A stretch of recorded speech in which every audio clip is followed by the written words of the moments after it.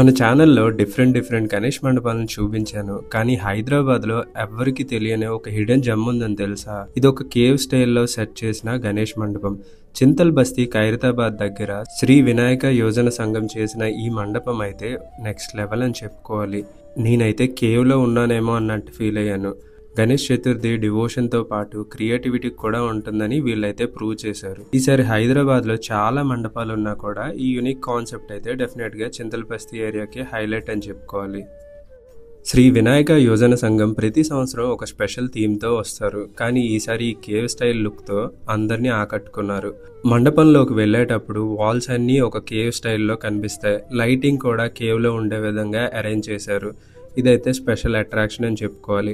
Ideal చూస్తుంటే మాత్రం Ganesh G కేవ్లో పర్ఫెక్ట్గా సెట్ అయ్యారని చెప్పుకోవాలి. దాని ఎదురుగా ఉన్న శివలింగానికి అయితే స్పెషల్ పూజలు కూడా జరుగుతున్నాయి నేను వెళ్ళేటప్పుడు.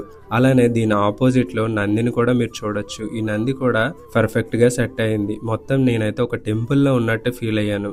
టెంపుల్ అంటే గుర్తొచ్చింది, ఈ మండపం పక్కనే అదేనండి, మండపమే ఒక టెంపుల్ పక్కన అరేంజ్ చేశారు. అమ్మవారి టెంపుల్. ఈ అమ్మవారు చాలా పవర్ఫుల్ అంట. కోరిన కోరికలు తీరుస్తుందని ఇక్కడ వాళ్ళంతా నమ్ముతున్నారు. సో డెఫినెట్గా ఈ మండపాన్ని విజిట్ చేసిన తర్వాత ఈ టెంపుల్ని కూడా ఖచ్చితంగా విజిట్ చేయండి. ఈ మండపాన్ని మీరు మిస్ అయినా కూడా ఈ అమ్మవారిని దర్శించుకోవడానికి చింతల్ బస్తీ ఏరియాకి ఖచ్చితంగా మీరు వెళ్ళండి.